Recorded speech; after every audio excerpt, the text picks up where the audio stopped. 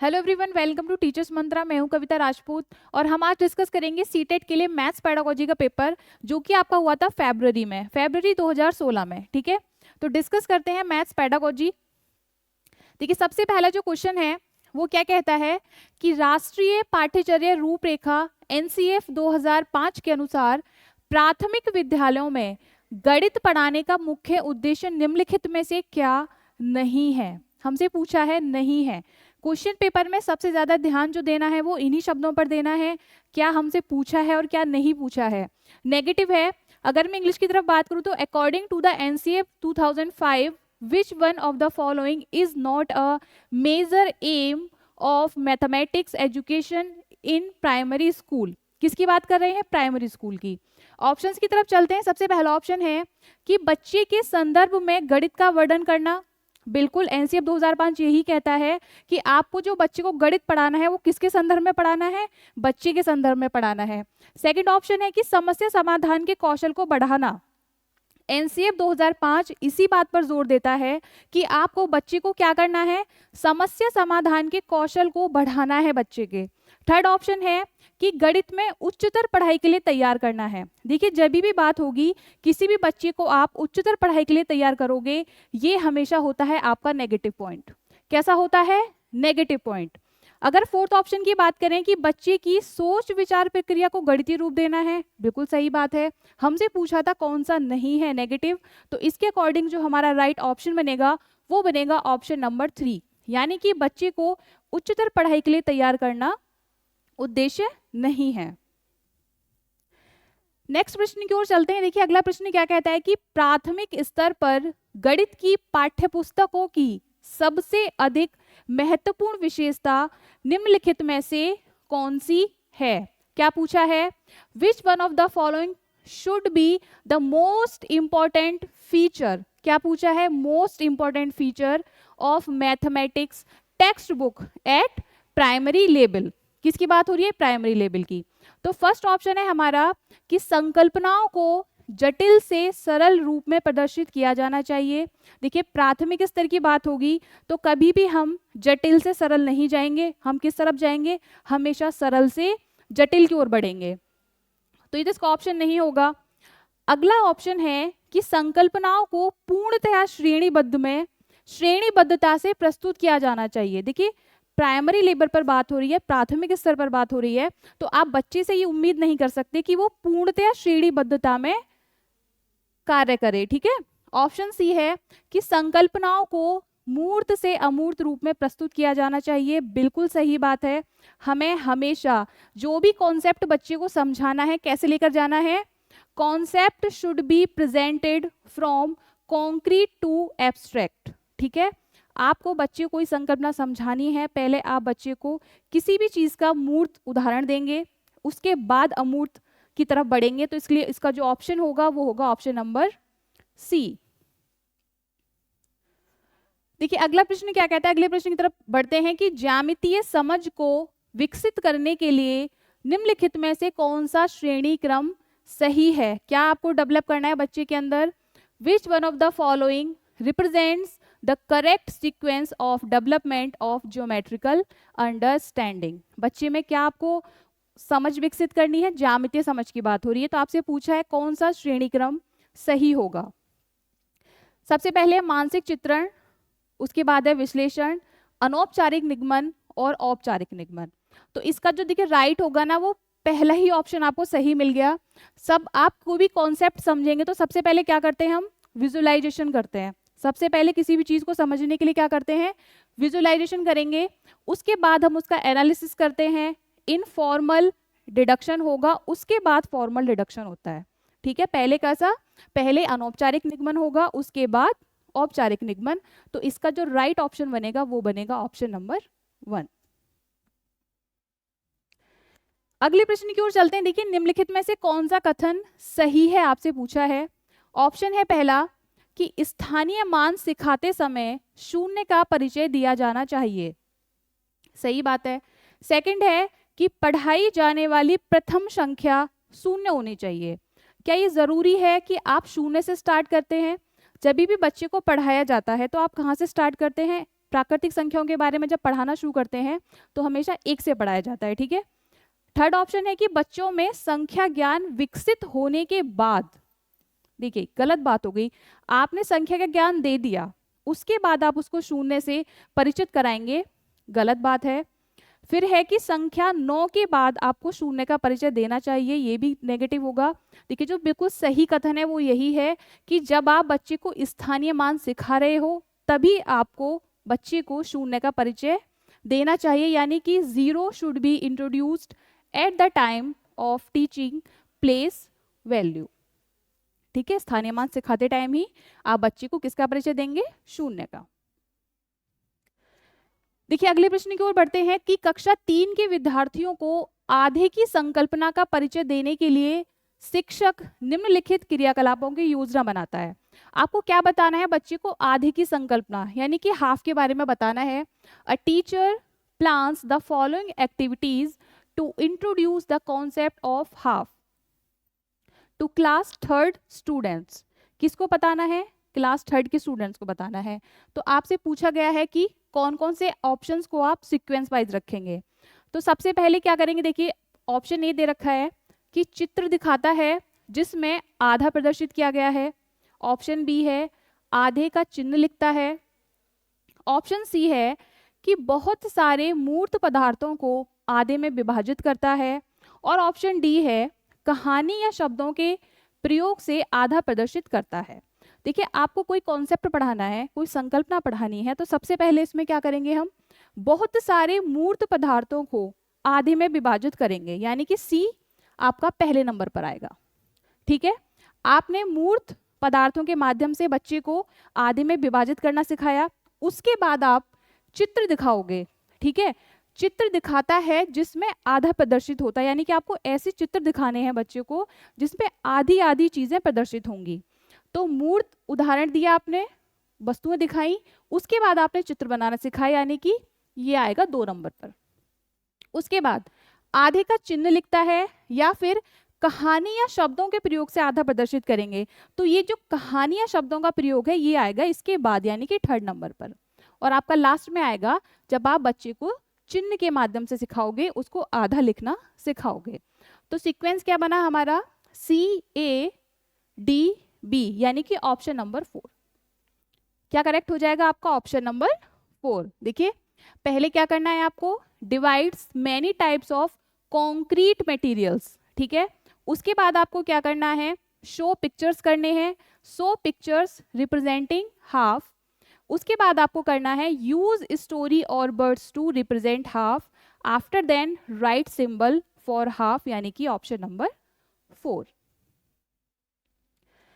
अगले प्रश्न की ओर बढ़ते हैं। देखिए कक्षा 1 और 2 के गणित शिक्षण और अधिगम के लिए निम्नलिखित में से कौन सा सही है।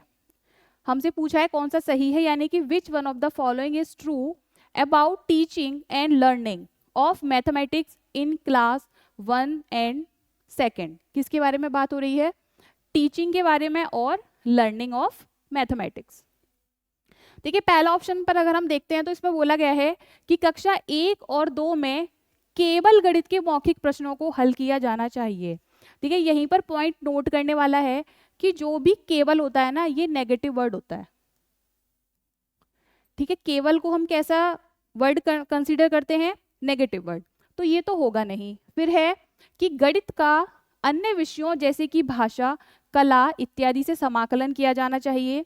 ऑप्शन सी है कक्षा 1 और 2 में गणित नहीं पढ़ाया जाना चाहिए। या फिर ऑप्शन 4 है अभ्यास के लिए बहुत अधिक अवसर उपलब्ध कराए जाने चाहिए, यानी कि ऑप्शन नंबर जो 4 होगा वो आपका सही होगा। अवसर उपलब्ध कराने की बात हो, यानी कि lots of opportunity for practice should be provided, ये कैसा होता है, हमेशा as a positive word represent होता है, इसलिए जो इसका ऑप्शन होगा वो होगा ऑप्शन नंबर 4। देखिए अगले प्रश्न की ओर बढ़ते हैं कि एक संख्या का दशमलव निरूपण समझने के लिए निम्नलिखित में से कौन सी पूर्व जानकारी का ज्ञान होना चाहिए। किसके बारे में बात हो रही है, आपको सीखना है which one of the following is to understand, which one of the following is prerequisite to understand decimal presentation of number. क्या बताना है आपको? डेसिमल नंबर के बारे में। तो क्या आपको व्यवकलन आना चाहिए, आपको स्थानीय मान आना चाहिए, गुणा आना चाहिए, या फिर योग आना चाहिए? देखिए किसकी बात हो रही है? दशमलव निरूपण समझने के लिए। तो देखिए सब्सट्रैक्शन, मल्टीप्लिकेशन, एडिशन, इनका तो कोई रोल नहीं है। किसका होगा? स्थानीय मान का।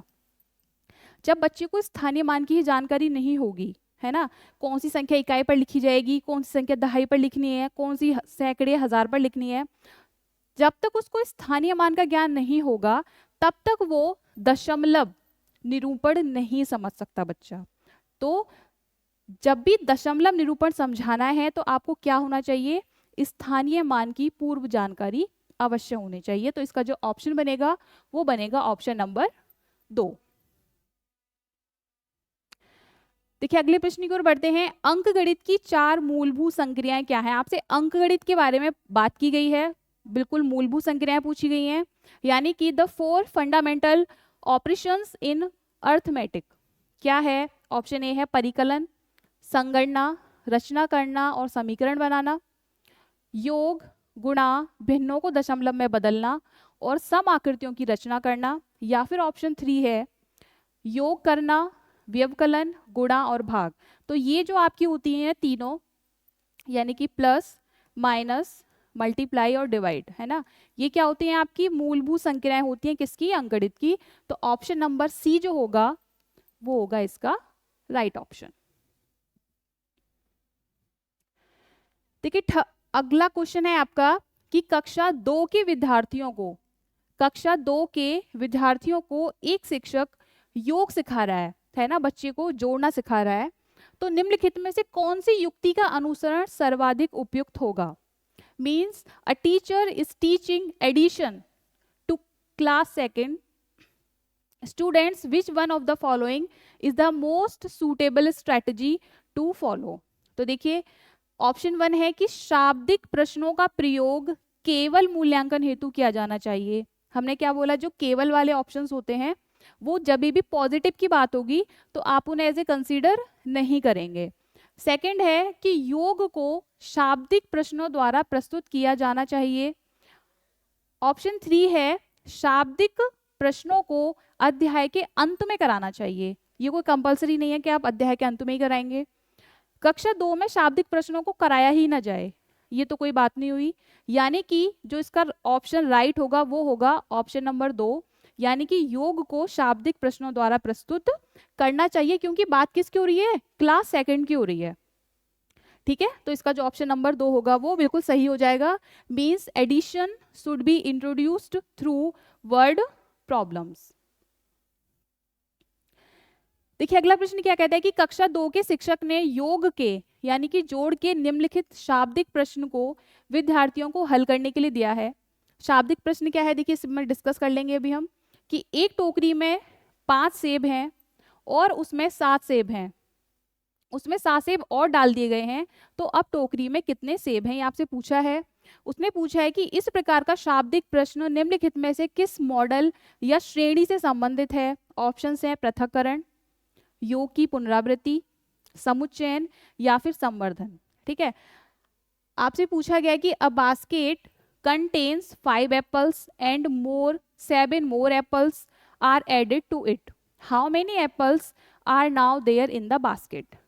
तो आपसे पूछा है कौन सा मॉडल या कैटेगराइज है, सेग्रेशन है, रिपीटेड एडिशन है, या फिर एग्रीगेशन है, या फिर ऑगमेंटेशन है।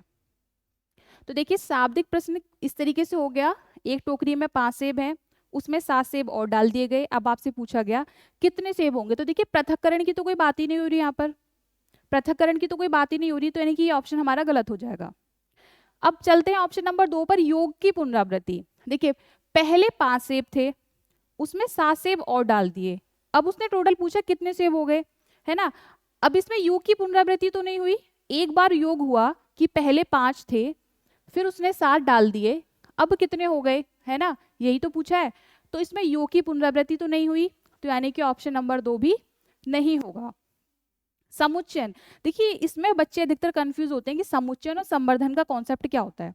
देखिए जब भी समुच्चयन होगा, समुच्चय यानी कि एग्रीगेशन, समुच्चयन में हमेशा दो चीजों के बारे में बात होगी।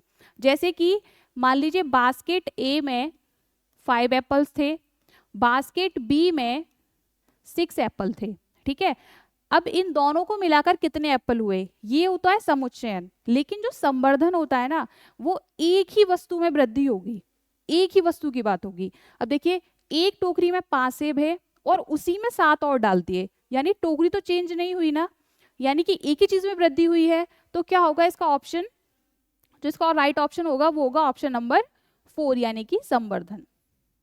संवर्धन हमेशा एक वस्तु में वृद्धि होगी, चाहे वो मोबाइल के फोन में वृद्धि हो सकती है, साइकिल के मूल्य में वृद्धि हो सकती है, टीवी के मूल्य में वृद्धि हो सकती है, लेकिन जो समुच्चयन होता है ये हमेशा दो चीजों में होगा।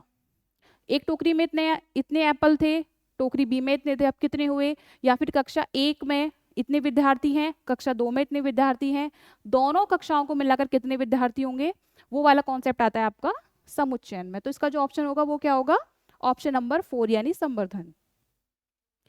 देखिए अगले प्रश्न को बढ़ते हैं कि गणित में त्रुटियों की एक महत्वपूर्ण भूमिका है, त्रुटियों की गणित में एक महत्वपूर्ण भूमिका है, ये कथन सही है या गलत है। Means errors play an important role in mathematics, this statement is. बात कर लेते हैं, फॉल्स है, as errors indicate carelessness. Second है true, as they give ideas about how children construct mathematics concepts. Option C है true, as they give feedback to students about their marks. Option 4 false, as there is no scope of errors in mathematics. देखिए जब भी त्रुटियों के बारे में बात आती है तो त्रुटियां क्या करती हैं, क्या ये गलत हैं, त्रुटियां करना बच्चे का क्या गलत है, नहीं, त्रुटियां करना हमेशा बच्चे का गलत नहीं होता। त्रुटियां करने से हमें ये पता चलता है कि बच्चा सीख रहा है, बच्चा सीखने की कोशिश कर रहा है। तो देखिए गलत है क्योंकि त्रुटियां लापरवाही दर्शाती हैं, नहीं, ये बात गलत होगी। सही है क्योंकि ये बोध कराती हैं कि बच्चे गणित की अवधारणा को किस प्रकार रचना करते हैं। आगे पढ़ते हैं ऑप्शंस। सही है क्योंकि ये विद्यार्थियों को उनके प्राप्तांकों के बारे में फीडबैक, नहीं, हमें उनके मार्क्स के फीडबैक के बारे में नहीं चाहिए कोई भी, है ना। त्रुटियों से मतलब हम ये नहीं कर सकते कि उनके प्राप्तांकों के बारे में बात होगी, ये क्या होगा, नेगेटिव हो जाएगा। गलत है क्योंकि गणित में त्रुटियों का कोई स्थान ही नहीं है, गलत बात है।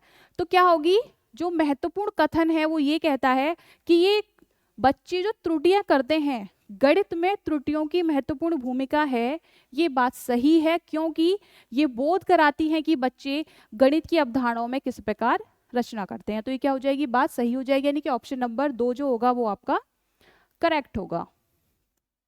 देखिए अगला प्रश्न की तरफ बढ़ते हैं कि कक्षा 4 के विद्यार्थियों को समझाने के लिए 1/10 1/100 से बड़ा है, निम्नलिखित में से कौन सी शिक्षण अधिगम सामग्री यानी किस टीएलएम का आप सर्वाधिक उपयुक्त रहेगा। ऑप्शन ए है संख्या चार्ट, ऑप्शन बी गिनतारा जिसे अबेकस भी बोला जाता है, ऑप्शन सी 10x10 वर्गाकृत ग्रिड, या फिर ऑप्शन 4 है डाइंस ब्लॉक। ठीक है, आपको क्या बताना है कि 1/10 ग्रेटर देन है कितना, 1/100, तो आपको किस टीएलएम का यूज करना है। तो देखिए अगर मैं नंबर चार्ट की बात करूं तो संख्या चार्ट में हम किसकी जानकारी देते हैं, नंबर्स की जानकारी देते हैं। ठीक है, अबेकस में हमने क्या बताया था, आप क्या सीखते हैं, बेसिक काउंटिंग, बेसिक काउंटिंग सीखते हैं आप। और क्या सीखते थे, इससे हम प्लेस वैल्यू और सीखते थे फेस वैल्यू। ठीक है, तो basic counting, place value, face value की तो बात ही नहीं हो रही है, तो जो अबेकस गिनतारा है ये ऑप्शन नहीं होगा, ना ही संख्या चार्ट होगा। देखिए 10x10 वर्गाकृत ग्रिड, अब 10x10 वर्ग, मान लीजिए इस तरीके से आपने ग्रिड तैयार की है ना 10x10 में, मान ली 1 2 3 4 5 6 7 8 9 10 इस तरफ होंगे और 10 इस तरफ होंगे। ठीक है, इस तरीके से आप तैयार करेंगे। इसमें आप इसको कैसे समझाएंगे भिन्न को, तो ये क्या होगा, जब 1/10 और 1/100 को बड़ा करने की बात होगी उसमें कंपैरिजन करना सिखाया जाएगा फ्रैक्शंस के बारे में, तो क्या यूज करते हैं हमेशा डाइंस ब्लॉक के बारे में, डाइंस ब्लॉक का यूज किया जाएगा। किसमें? फ्रैक्शंस के लिए। तो इसका जो ऑप्शन हो जाएगा वो क्या हो जाएगा? ऑप्शन नंबर 4 बिल्कुल राइट हो जाएगा। देखिए अगला प्रश्न है कि दो या उससे अधिक दो विमाओं वाली वस्तुओं के मापों क्षेत्रफलों की तुलना करने के लिए निम्नलिखित में से कौन सा सर्वाधिक उपयुक्त है? Means which one of the following best suited for comparison of sizes areas of two और मोर डायमेंशन ऑब्जेक्ट्स। आकलन होगा, प्रेक्षण होगा, अध्यारोपण या फिर अप्रमाणिक इकाइयों का प्रयोग। देखिए जब भी दो विमा वाली वस्तुओं के बारे में बात हो रही है, क्या करना है आपको? तुलना करनी है। ठीक है, तो हमारा क्या ऑप्शन होगा? प्रेक्षण यानी कि ऑब्जर्वेशन। ऑप्शन नंबर 2 ऑब्जर्वेशन जो होगा वो हमारा राइट ऑप्शन होगा। कि आकलन का कोई यहाँ पर रोल नहीं है, अध्यारोपण भी नहीं, अप्रमाणिक इकाइयों का प्रयोग भी नहीं है। अप्रमाणिक यानी कि नॉन स्टैंडर्ड यूनिट्स। तो यहाँ पर जो ऑप्शन बनेगा वो क्या बनेगा आपका? प्रेक्षण यानी कि ऑब्जर्वेशन, ऑप्शन नंबर 2। देखिए अगला प्रश्न है कि प्राथमिक स्तर पर गणित की जो पहेलियां हैं वो मदद करती हैं। किसके बारे में बात हो रही है? प्राइमरी लेवल पर बात हो रही है, प्राथमिक स्तर पर। ऑप्शन ए है कि विद्यार्थियों को मनोरंजन प्रदान करने के लिए, यानी कि जो स्टूडेंट्स हैं सिर्फ उनका एंटरटेनमेंट हो, इसीलिए आप गणित की पहेलियों का प्रयोग करेंगे प्राथमिक स्तर पर। या फिर ऑप्शन 2 है समस्या सुलझाने के कौशलों को परखने के लिए। देखिए परखने की बात आ गई है ना, हमें बच्चे को परखना नहीं है। ठीक है, और कहां पर बात हो रही है? प्राथमिक स्तर पर तो बिल्कुल भी नहीं। ऑप्शन नंबर 3 है कि समस्या सुलझाने के कौशलों को प्रोत्साहित करने में। जहां पर भी प्रोत्साहित वर्ड आपको मिले ये आपको as a positive word consider करना है। क्वेश्चन भी हमसे क्या पूछा गया है? पॉजिटिव भी पूछा गया है। 4th ऑप्शन है कि कक्षा के प्रतिभा संपन्न विद्यार्थियों को पहचानने में। देखिए यहाँ पर आप क्या करेंगे? भेदभाव कर रहे हैं, है ना। आपको एक कक्षा में प्रतिभा संपन्न और जो कमजोर बच्चे हैं उनको कभी भी अलग अलग नहीं करना है, आपको उनको पहचान करके उनको अलग अलग नहीं करना है। तो इसमें जो ऑप्शन सही होगा वो क्या होगा? ऑप्शन नंबर 3, यानी कि समस्या सुलझाने के कौशलों को प्रोत्साहित करने में क्या मदद करती हैं? गणित की पहेलियां। किस स्तर पर? प्राथमिक स्तर पर। देखिए लास्ट क्वेश्चन है कि गणितीय संचारण उल्लेख करता है।